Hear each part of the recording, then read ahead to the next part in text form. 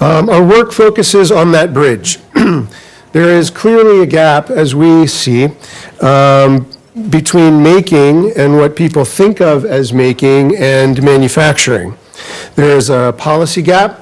There is a lexicon gap. When people say advanced manufacturing, what does that mean? You could get 100 different responses. There are logistical gaps, there are workforce gaps, and yet the making to manufacturing transition is something that will and is transforming our economy.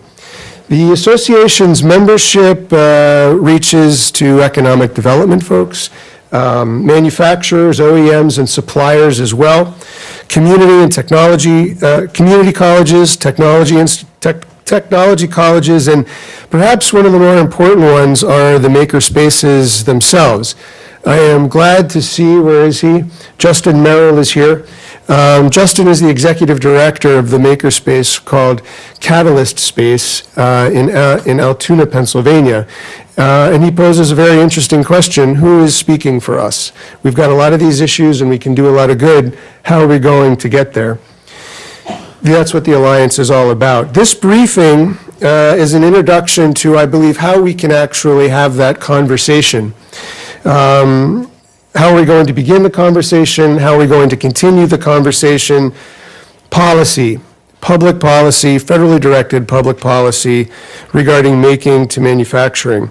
Our panel of experts and your questions, I hope, will begin to have some answers there, definitions about the terms that we use and how they should be using them, the goals that we have, and importantly, the work that's already underway.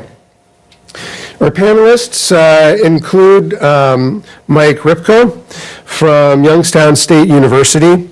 He is the Associate Vice President for Research, and he was named such in June of 2015, where, among many other efforts, he supports regional economic development initiatives.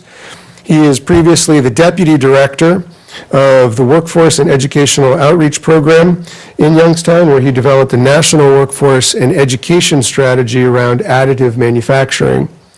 David Cranmer is the Department Director for the Hollings Manufacturing Extension Partnership at NIST, and he has been with MEP since 1993. In his current role, David oversees extension centers, conducts research in innovation, supply chains, technology road mapping, and e-business and trade.